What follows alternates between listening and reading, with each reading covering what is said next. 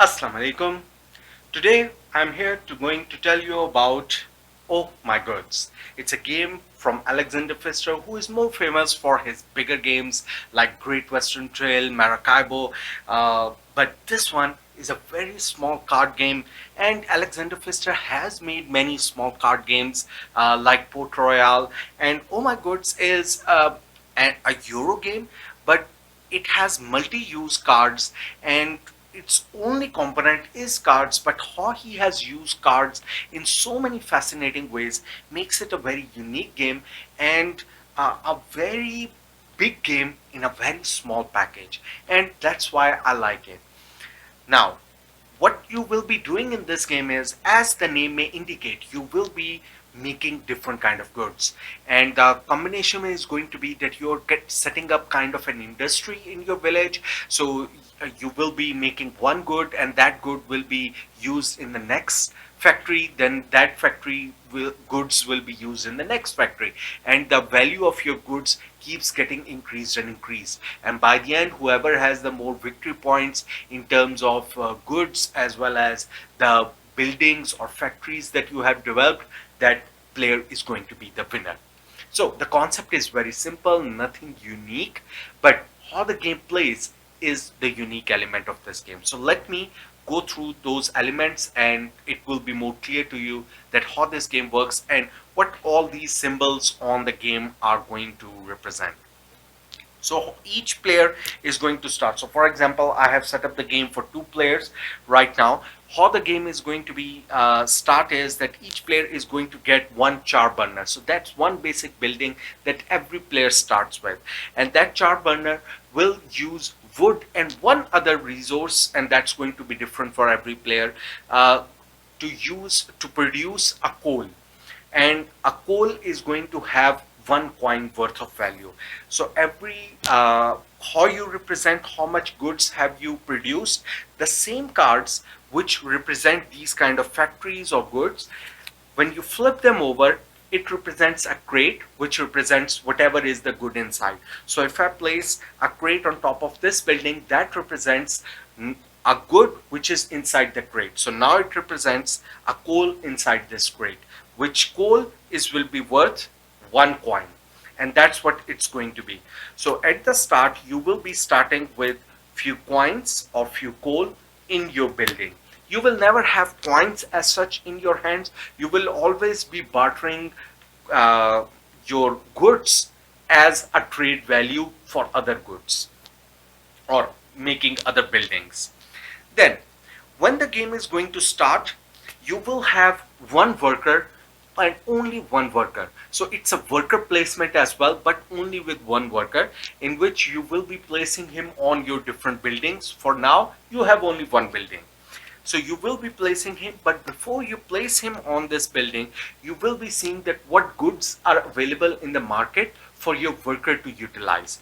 How that mechanism works is, and all of these turns or steps that are going to occur are actually mentioned on each player's worker card as well. So this acts as not only your worker card, but also as a turn order reference as well.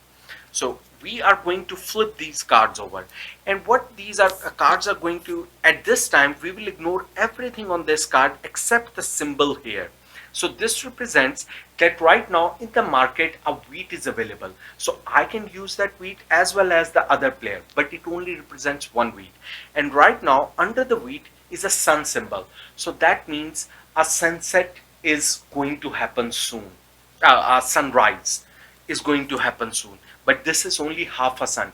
As soon as another card comes up which is also having another sun, half sun symbol, then that means now a complete sunrise has happened. And right now in the market, these are the 2 items that have become available. So it's going to be a wheat and a stone. So I will ignore everything else on these cards except these ones. So at this stage, this is what's available in the market. So my worker can go and pick these things up to actually use them in the market. And utilizing these goods is going to be free. There is no mechanism, you don't have to pay for this cost. This is what's available freely in the market to be used for producing goods. But the problem is that for running my char burner, what I need is actually wood, one wood, and two cotton to produce one coal. So based on the current condition in the market, I'm not very hopeful that today I will be able to produce a char burner. And that's where the two sides of my worker comes into play. So on one side is the efficient side, which represents that I will be able to produce two goods. So if I'm able to fulfill all the requirements of my char burner, then I will be able to produce two goods of that type. But if I'm not very hopeful, and this is where the push your luck comes into play, I'll select this side, in which I'm going to select that I will be not paying one good, I'll just pay only one of these goods. So I'm producing a low quality product by just paying one of those good types.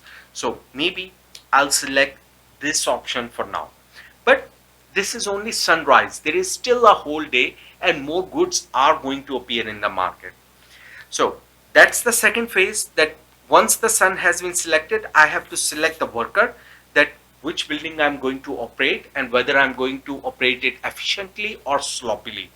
Plus, from the cards in my hand, the other thing that I'm going to do is that I'm going to select two things. I can also see that with the cards in my hand, what are the goods available with me, because by looking at those goods I can see that if I am not able to actually uh, make my factory produce, then I'm still able to compensate using the goods in my hand. So for example, I do have a wood in my hand, and using this card I can still compensate and produce on my char burner. And that's why I'm saying that I will be able to produce even if no wood comes in the market.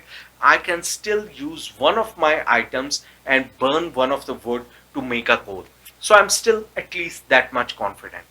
The other thing that I'm going to say is that what's the new building that I want to make. I can skip it, that's an optional. But if I want to build a new building, what I'm going to do is that I'm going to flip one card over, that I'm going to build this at the end of the round. I'm going to build this new factory as well for future usage. Then the next market round is going to start.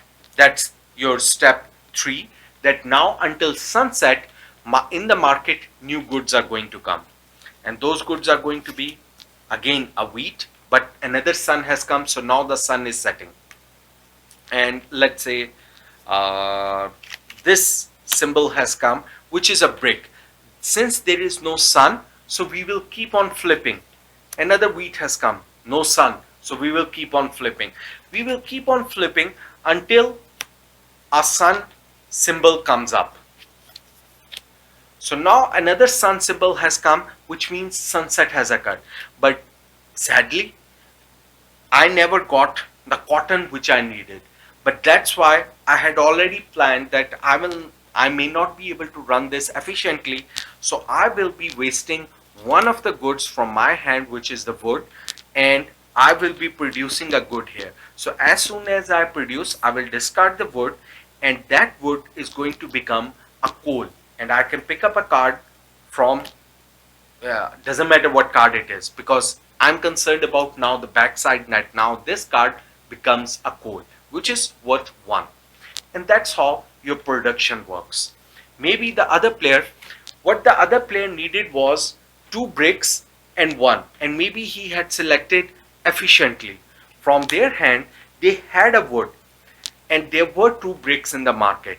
So maybe they had to pay just 1 wood from their hand, but 2 bricks were already there in the market. So what they would be producing, of course, they would be starting with a certain number of coal in the start as well. What they would be producing, because they produced efficiently, they would be producing 2 goods. So I produced only 1 good, but they produced efficiently, so they produced 2 goods, because they went for it. They were looking at a good market condition. They said, I will take the risk, and their risk paid out. They were able to produce better. And maybe this is the building they wanted to build. So let's say this one, because I'll tell you what this is. The discarded cards we can put elsewhere. And now the players will reveal that which building they are going to build. So for example, right now on the top side of this building. Now we will see what's on the other side of the card. Now this symbol doesn't matter for building when you're going to build. So this building is going to cost 5 coins. It's going to be worth 2 coins, 2 victory points, and it's a brick manufacturing facility. So I can use rocks and wood to make bricks here. And for making this, I need to pay 5 gold. So I will be using my coal to pay 1, 2, because each of these coal is worth 5. 1, 2, 3, 4, 5, and I will discard 5 coins, doesn't matter what it was. I'll pay 5 coins to build my brick manufacturing, and now I have 2 factories. Same thing the other player is going to do, that they are going to build a market office, for example, but they need to pay 8. They were hoping they would have enough money, because a player doesn't start with that much money, but they build efficiently, and they were able to 1, 2, 3, 4, 5, 6, let's say they were able to meet that cost, and they were able to make a better building than me. What a market office is going to do is it gives them 1 cotton every turn. So it's not a factory, it's an office which produces cotton for them. So even if the cotton doesn't come in the market, they already have a cotton to use in their other factories, and that's a good thing. So there are these different kind of buildings that can happen. Now another thing that's going to also happen is, in the future, one last action is going to be that's not going to happen in the first phase but can happen in later on phase. Let's say I had a char burner and a brick manufacturing. Now the last symbol on this card of a brick manufacturing is a chain symbol, which is called chaining your production, has a brick and a coal symbol. What that means is that in case in the next round it was actually a brick manufacturing which I had run, and there was a successful production done on it. I had enough wood, enough rocks to actually use my brick manufacturing, and it had produced something. So the factory was operational. Then what this chaining means is that if I have extra coal in my other factory, then I can use that coal and bricks from my hand to produce additional bricks as well. And look here, I do have extra bricks in my hand. So for each brick and each coal, I can actually upgrade them to a brick. And why I would be doing it? Because I'm upgrading the value of my good. A coal by itself is worth 1, but a brick by itself is going to be worth 2. So by doing a chain action, I just converted 1 card from my hand plus 1 coal into a 2 value. So it's 4 value. I increased 2 cards. So 1 value card converted into a 4 value card by doing this action. Since I have 1 more, I can do this again as well. And now instead of having cards here which were worth 1, I have 2, 4, 6, 8, 10, and I immediately have 10 gold, which again I can use in future turns to build better buildings, get more points, because the higher cost buildings you build, the more victory points they have. So that's your end of the round. At the end of the round, you're going to pick up more cards. 2 more cards every player is going to pick up, and then the rounds continue. Now there are some special things that you can do at the start of the round. One of the things can be that you can discard all your hand in case, and that's a special rule that was added in the revised version of the game. It was not in the older version of the game. So in the market, if you buy this game right now, the revised rule book does have that rule already in the game, which is a crucial rule for this game to really work and not be dependent on the luck only. So for example, this chain mechanism only worked because I already had coal and this factory required coal to work. And in future, I might build a building which requires brick, and that might use the brick to make it into some other better good. And in this way, the value of my good, so I'm focusing on kind of an industry in one particular type of good. This player might be focusing on one particular type of good. So maybe he will use wheat and he converts wheat into milling machine and makes sack of wheat and uses that in the bakery to bake baked goods, and using baked goods he sell finished products or baked goods. So there are different level of goods that you can make. Same thing for cloth. You can convert cotton into cloth. Cloth you can convert into shirts. You can use cows to make leather, leather into shoes, and each of these items values are going to increase. So if you make these chain of products, then these values increase. Now to make those chain happen, maybe those cards are not in your hands, and that's why there is an option in the game that you can discard your complete hand and pick up new cards as well, and then start from there. So each round, start of the round, once you can do this action. But that also means you have to flush all your hand. So in case you were saving one card, well, either you wait one more turn and play that card, use that card, or you flush all your hand. That's up to you, because otherwise there would have been too much analysis paralysis for players. I will discard this but not that. So they either say flush all or keep all, and that's a good thing.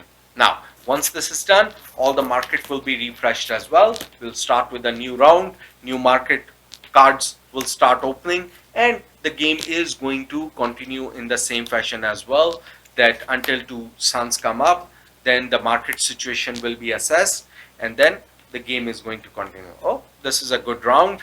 No sun is coming until now, and finally now there is a sun. And at this time, again the players will see now now I have, for example, two buildings, so I will be deciding whether I want to send my worker here or I want to send my worker here. Maybe I want to take a risk. I already see that I have enough rocks, but I still need wood. Maybe I want to take the risk and send here, and in this way the game will continue. The game finishes once any player has a certain amount of buildings prepared. So you can go for smaller, quicker buildings to get victory points, or you can go for bigger buildings and higher victory points. So there are different ways towards the victory goals, and that's all in the game. The one additional thing that you can do is that once you have certain type of buildings collected, then you can get assistants as well, which are represented here.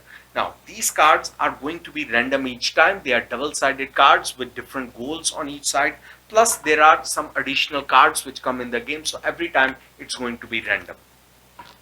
And what you will have on these assistants is, of course, there is a cost to hire them, plus there are some goals, there are some requirements. These assistants are very picky. You need to have a certain number of factories under your name before they come and work for you. So for example, this worker says, I will only come and work for you if you will pay me for, that's a one-time cost, and you must have two green buildings for me to come and work for you. So he will work only for a person who owns them. Otherwise, so you might have these give you a focus as well, that these are the type of buildings maybe I want to focus on, and every time the goals may be different. So this one works with two cotton white kind of building plus one green. There might be different combinations of them, and once you get an assistant, you will immediately assign them to a particular building. They are fixed resource, unlike your normal worker. These assistants only work in one building, and if you want to shift that worker, you will have to pay 2 coin just to ask them to go to work in a different building.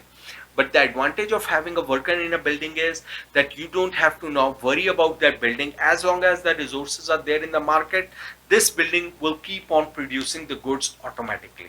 So you do want to invest in these assistants and try to achieve their goals, so that your buildings become automated and they keep producing goods even when your main worker is going to other buildings and producing there. So as you can see, there are a lot of gears, lot of mechanisms at work here, which makes this a really thinky game. You are going to have a lot to think about in this game, that how do I make things really work, and every time the replayability value is going to be high, because you are going to face different kind of challenges each time. The different kind of buildings are going to come, and even the buildings with the same name are going to have different things on them printed many times. So brick manufacturing might be of different types even. So this time I got a rock and wood, but there might be other brick manufacturing we use wood and some other resource the next time. So every time The what cards you pick up is going to present a different challenge. What market comes up is going to present a challenge. So the variety, from a variety point of view, there is enough in this small box for a good variety of game. The game plays in around 30 minutes, which is a good time for.